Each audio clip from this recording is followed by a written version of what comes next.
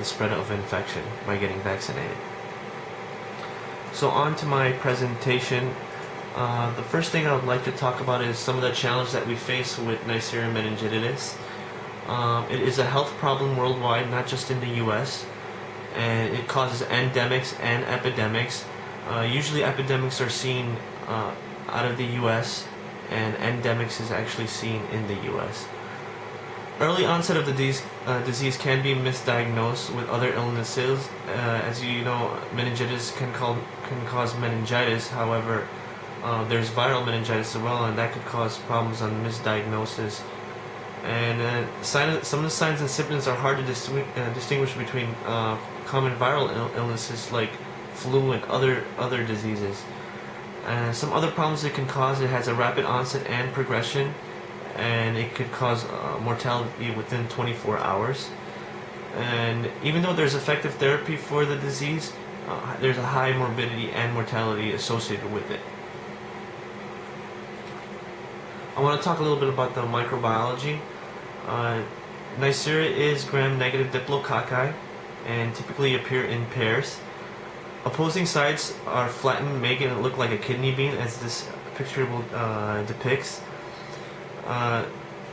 The bacteria requires an aerobic environment and cannot live without oxygen.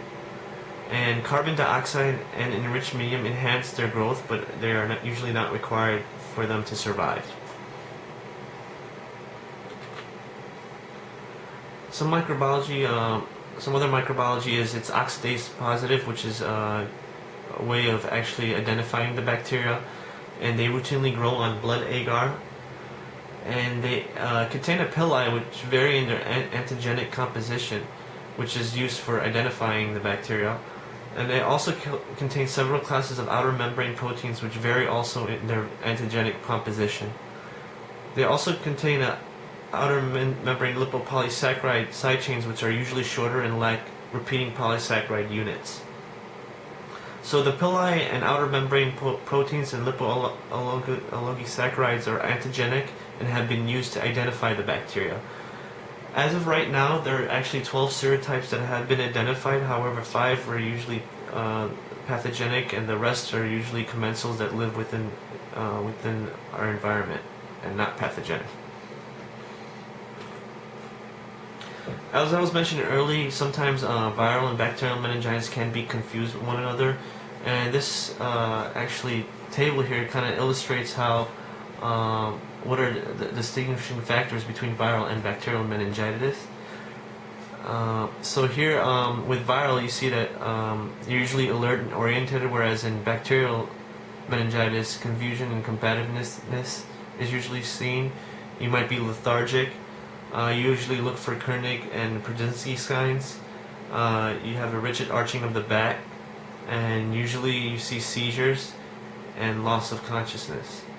And some of the confusion that usually is seen, and which is hard to diagnose at times, you might see a headache, low-grade fever, stiff neck, photophobia, vomiting, and rashes. I want to talk a little bit about the epidemiology of Neisseria. Usually 10% of healthy individuals actually carry the bacteria itself, but it's usually asymptomatic, and it's usually found in the nasopharynx. And the way that it's usually transmitted is usually via respiratory droplets and prolonged contact. So most people that are usually at risk are usually families and closed populations. And actually family members have 1,000 times higher attack rate than the general population. And then usually you see these typical outbreaks are usually found at schools, in dormitories, and military camps. And spreads readily among individuals, but disease usually only develop in people who don't have the actual antibody for the immunity. Some other epidemiology is the annual incidence of cases that is actually seen is between 0.5 and 1.5 per 100,000 population. And common cases are usually found in children under 60 years of age, but the ones that you hear about in the news is the people that are actually in colleges and dormitories and in high schools. And then, as I was saying, usually isolated cases are sporadic epidemics or low populations such as school or daycare centers outbreak. And the most common serotypes that are involved with these outbreaks are usually serotypes B, C, and Y. And then there's another type of serotype, which is group A strains, which are usually more rare, but have a more higher epidemiological potential and be more serious. And then usually these appear in 8 to 12 year cycles, but we don't usually know what the reason it is that it causes these epidemics to happen. I just wanted to go into a little more detail about the common serogroups that are pathogenic and usually associated with these outbreaks that are caused. So you have this first one is serotype B, and it's a major cause of endemic disease that is seen in Europe and in America.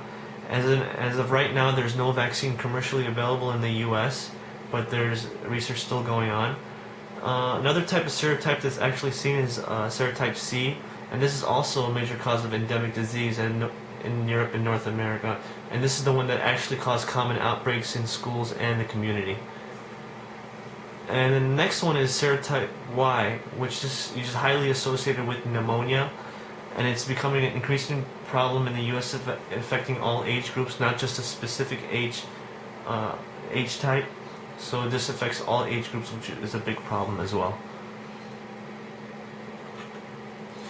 And then I want to talk a little bit how the disease itself, it's actually kind of cyclical in the United States. So you have these peaks, and then it'll level off. As you'll see here, it actually peaked in 1997, and then slowly after that it's been leveling off slowly, I guess due to increased awareness and people actually getting that meningococcal vaccine, which has actually caused a sharp decline in the number of cases that actually have been seen. I wanted to go into a little more detail about on the pathogenesis of the disease.